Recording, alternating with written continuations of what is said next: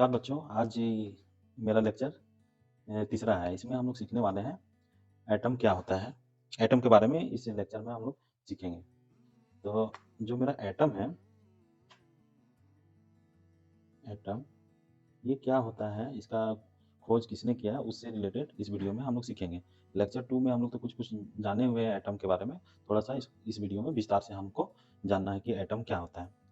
क्या कि इलेक्ट्रिसिटी का जड़ ही है एटम। इसी से जितना भी इलेक्ट्रिसिटी पैदा हुआ है, जितना भी इलेक्ट्रिसिटी के बारे में स्टडी करना है, सबसे पहले हमको इसी को देखना पड़ता है कि इलेक्ट्रिसिटी आखिर कहाँ से जनरेट हुआ है। तो जनरेट कहाँ से हुआ है उसको हम लोग धीरे धीरे सीखेंगे। तो एटम क्या होता है कि अगर कोई भी पदार्थ या मैटर को, इंग्लिश में बोलते हैं मैटर या हिंदी में बोलते हैं पदार्थ। पदार्थ कितने प्रकार का होता है? कितना प्रकार का होता है पदार्थ?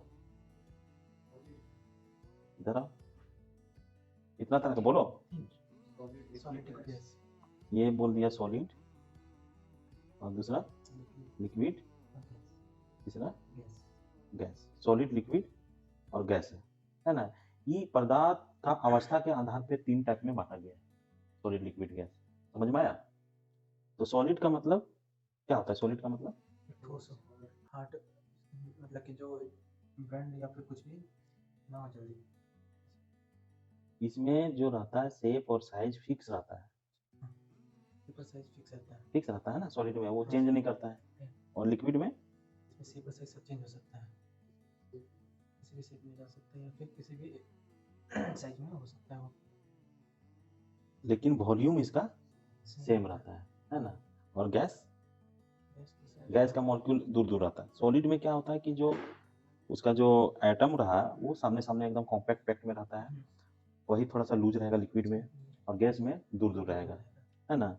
तो सॉलिड जो है, इसमें क्या करते हैं कि सॉलिड में सब फिक्स रहता है, एटम उटम क्लोजली पैक रहता है, ये इसमें थोड़ा सा लूज रहेगा, गैस में थोड़ा सा दूर दूर रहेगा। तो सॉलिड में एक एग्जांपल मतलब क्या है, एक आयरन का ब्लॉक ले सकता है, ईंट ले सकता है, पत्थर ले सकता है, जो भी है। और क्या है,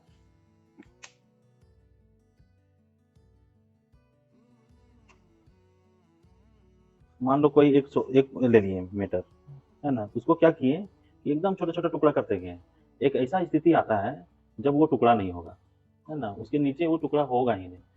तो जो टुकड़ा करेंगे वो एक प्रकार का कण जैसा रहेगा। कण मतलब छोटा सा टुकड़ा, है ना, कण बोलते हैं। और कण को इंग्लिश में क्या बोला जाता है? पार्टिकल। पार्टिकल बोलते हैं ना कण को, इंग्लिश में पार्टिकल बोलते हैं। और ये कैसा कण है? स्मॉलेस्ट कण है। स्मॉलेस्ट कण है, मतलब कि इससे छोटा और कण होगा ही नहीं। तो जो मेरा स्थिति मिलता है कोई भी मैटर का, तो ये जो छोटा सा मेरा पॉइंट जैसा, वही मेरा एटम कहलाता है ना।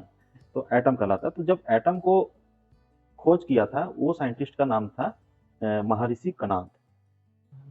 हाँ, महर्षि कनाद। लगभग 1800 ईस्वी, ईस्वी बुद्ध के जन्म से, बुद्ध का जब जन्म हुआ था, बुद्ध से 800 ईस्वी पूर्व ये कहे, मतलब कि बतलाए थे कि कोई भी मैटर जो दुनिया में है वो एकदम सूक्ष्मतम कण से बना हुआ है, छोटा सा कण से बना हुआ है ना। और उसका हम टुकड़ा नहीं कर सकते हैं। तो वही महर्षि कनाद ने ही उस कण कण का नामकरण किया था। और नामकरण क्या किया था उसका? उसको बोला था परमाणु, है ना। परमाणु बोला था महर्षि कनाद ने। उसके बाद क्या हुआ कि एक जॉन डाल्टन थे साइंटिस्ट, है ना। तो अपना डाल्टन एटॉमिक थ्योरी वो दिए। हाँ, डाल्टन एटॉमिक थ्योरी दिए। तो 1808 ईस्वी में, 1808 ईस्वी में जो जॉन डाल्टन थे, वो जॉन डाल्टन डाल्टन 1808 ईस्वी में परमाणु को खोज खोज किया। तो और ये क्या किए थे कि अपना एटॉमिक थ्योरी दिए थे, जिसके कारण जॉन डाल्टन को 1808 ईस्वी में एटम का खोजकर्ता माना जाता है। तो याद रखना है कि 1808 ईस्वी में जॉन डाल्टन के द्वारा एटम को खोजा गया, है ना। महर्षि कनाद तो पहले ही बोल दिए थे कि सूक्ष्मतम कण को, मतलब कि कोई भी पदार्थ सूक्ष्मतम कणों से बना हुआ है। लेकिन जॉन डाल्टन क्या किए थे कि 1808 ईस्वी में अपना एटॉमिक थ्योरी दे दिए थे। तो इसीलिए उनका खोजकर्ता बोला जाता है 1800 जॉन डाल्टन को। तो एटम जो है, एटम को हिंदी में बोलते हैं परमाणु, ग्रीक वर्ड है ये। जो एटम जो है उसको बोला जाता है परमाणु। बहुत स्टूडेंट क्या करते हैं, कंफ्यूज करते हैं वर्ड से। जैसे कहीं कहीं लिखा रहता है अणु और परमाणु। बहुत सारे बच्चा लोग मतलब कि कंफ्यूज करते हैं अणु परमाणु का जो कॉन्सेप्ट है। मतलब कि इंग्लिश में अणु, मतलब हिंदी में अणु बोल रहे हैं और अणु को वो ट्रांसलेट करके एटम कर दे रहा है। लेकिन एटम किसका है, हिंदी मीनिंग एटम का क्या होता है हिंदी का, परमाणु। और अणु का होता है मॉलिक्यूल। मॉलिक्यूल। तो एटम हम लोग अणु को क्या बोल दिए, मॉलिक्यूल बोले, और परमाणु को क्या बोले, एटम। तो एटम का मीन्स समझना है परमाणु, और मॉलिक्यूल्स को समझना है, मॉलिक्यूल को अणु, अणु समझना है। तो बहुत कोई कंफ्यूज करता है इस वर्ड को लेके, बहुत कोई कंफ्यूज करता है कि परमाणु, परमाणु मतलब कि मॉलिक्यूल बोल देता है और अणु को एटम बोल देता है, जो कि है नहीं। जो अणु है वो परमाणु से बड़ा होता है, क्योंकि वो दो या दो से अधिक अणु से मिलके बना हुआ रहता है। अणु से बोलते हैं, एटम से मिलके बना हुआ रहता है, परमाणु से मिलके बना हुआ रहता है मॉलिक्यूल। तो अभी कोई क्वेश्चन पूछ देगा कि एटम और मॉलिक्यूल्स में कौन बड़ा है, तो क्या बतलाना है, एटम बड़ा है, मॉलिक्यूल बना हुआ है। तो मॉलिक्यूल दो या दो से ज़्यादा मतलब कि एटमों से मिलके बना हुआ रहता है। और एटम क्या है, स्मॉलेस्ट पार्टिकल। ये जो है फ्री अवस्था में नहीं रह सकता। जैसे हम ऑक्सीजन का एक एटम ले लें, है ना, वो नेचर में ऐसा रह नहीं सकता है। लेकिन H2O का मॉलिक्यूल ले लें, H2O का, तो वो फ्री अवस्था में रह सकता है ना। फ्री अवस्था में रह सकता है मतलब कि किसी के साथ रिएक्ट नहीं कर सकता है वो। हाँ, लेकिन ऑक्सीजन अगर रहे केवल सिंगल, तो तुरंत किसी के साथ रिएक्शन कर लेगा वो, है ना। तो फ्री अवस्था में नहीं रह सकता है। तो हम लोग क्या क्या सीखे, पहला तो जो कंफ्यूजन आता है परमाणु और अणु में, परमाणु को इंग्लिश में बोला जाता है एटम, और अणु को बोला जाता है मॉलिक्यूल। और मॉलिक्यूल क्या है, अणु क्या है, परमाणुओं का कॉम्बिनेशन से बनता है ना। अणु परमाणु कहीं सुना होगा, एटम एंड मॉलिक्यूल। तो एटम और अणु एक जैसे सुनने में लगता है ना, इसीलिए एटम को ही अणु बोल देता है बहुत कोई, है ना। तो ये ध्यान देना है। तो 1808 ईस्वी में जॉन डाल्टन किए थे। तो इसको आप थोड़ा सा, और एक साइंटिस्ट है अपना एक मॉडल तैयार किया, उसका नाम था रदरफोर्ड, है ना। रदरफोर्ड जो साइंटिस्ट थे, वो रदरफोर्ड थे, जो क्या किए, वो एटम का स्ट्रक्चर के बारे में थोड़ा सा लोगों को जानकारी दिए। क्या था स्ट्रक्चर, वो चलो अभी देखते हैं। तो जो रदरफोर्ड थे वो कैसा मॉडल दिए थे कि एक सेंटर है, उसके चारों तरफ क्या होता है कि कुछ घूमता है इस तरह का, और वो कैसा दिखता है, एकदम स्फीयर जैसा, स्फीयर।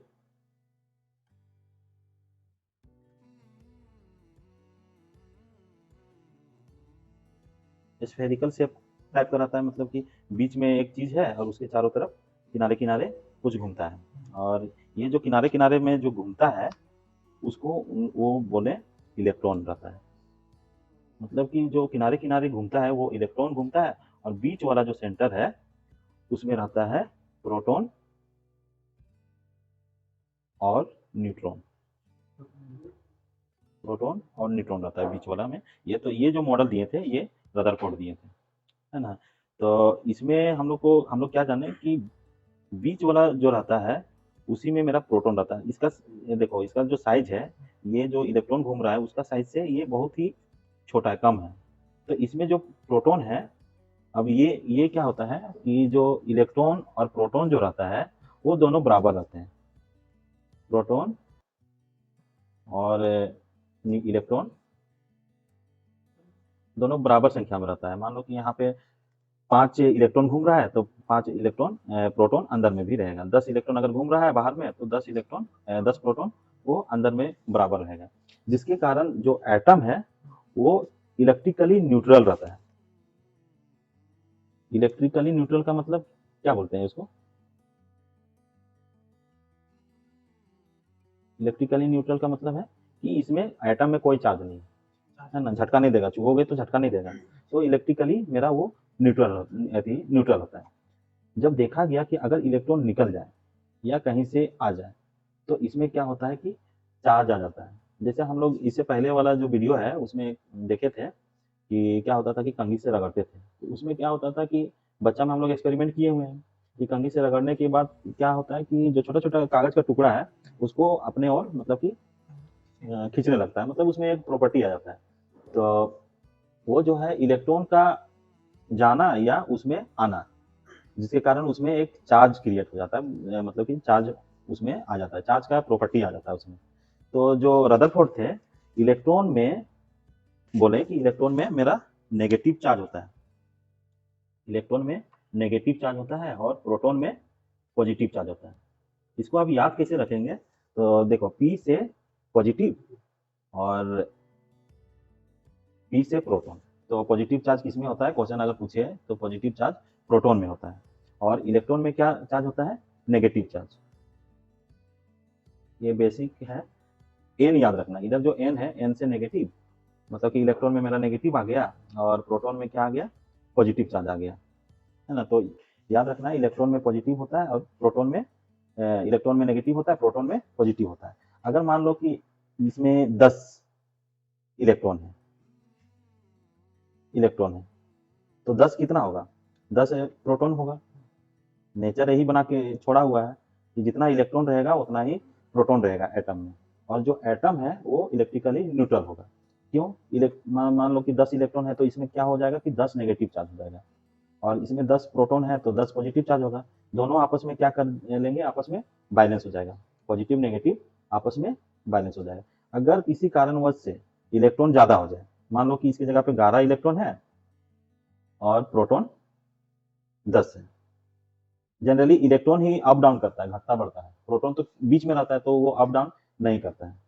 तो अगर मान लो कि इलेक्ट्रॉन ज़्यादा है प्रोटॉन से, तो इसमें ये कितना चार्ज, कितना नेगेटिव चार्ज होगा, इसमें 11 होगा नेगेटिव चार्ज, और इसमें कितना पॉजिटिव चार्ज होगा, है 10 पॉजिटिव चार्ज होगा। मतलब कि 10 पॉजिटिव चार्ज को 10 नेगेटिव चार्ज बैलेंस कर लेगा, और एक चार्ज क्या करेगा, वो बच जाएगा ना। तो वैसा एटम में क्या हो जाएगा कि एक नेगेटिव चार्ज आ जाएगा उसमें, है ना, उस एटम में एक नेगेटिव चार्ज आ जाएगा। तो नेगेटिव चार्ज आ गया। अब क्या किया कि बहुत सारा एक्सपेरिमेंट चलने लगा, दिन प्रतिदिन, दिन रात। तो उन लोग देखने लगे कि पॉजिटिव चार्ज क्या होता है, खेलता है एक दूसरे को, मतलब कि दूर हटता है। पॉजिटिव चार्ज एक दूसरे को रिपेल करता है, दूर हटता है, उसको बोलते हैं रिपेल करना। फिर देखा गया कि नेगेटिव चार्ज को जब सामने लाया गया तो वो सभी दूर हटता है। फिर क्या किया कि एक पॉजिटिव चार्ज को लिया और एक नेगेटिव चार्ज को लिया, दोनों क्या करते हैं, आपस में अट्रैक्ट करते हैं, इससे अट्रैक्ट करने लगा। तो जितना भी साइंटिस्ट थे उन लोग अपना मतलब कि दे दिए नियम कि like charge repel to each other, मतलब कि लाइक और unlike charge attract to each other. तो लाइक का मतलब होता है एक जैसा, और अनलाइक का मतलब होता है अलग अलग, मतलब कि दो ही चार्ज है, पॉजिटिव और नेगेटिव। उस और तो नहीं ना चार्ज जानते हो, दो चार्ज होता है, पॉजिटिव और नेगेटिव। तो जो सेम सेम चार्ज होता है वो कहलाता है लाइक चार्ज, और जो अलग अलग चार्ज होते हैं वो कहलाता है अनलाइक चार्ज। इतना समझ में आ गया।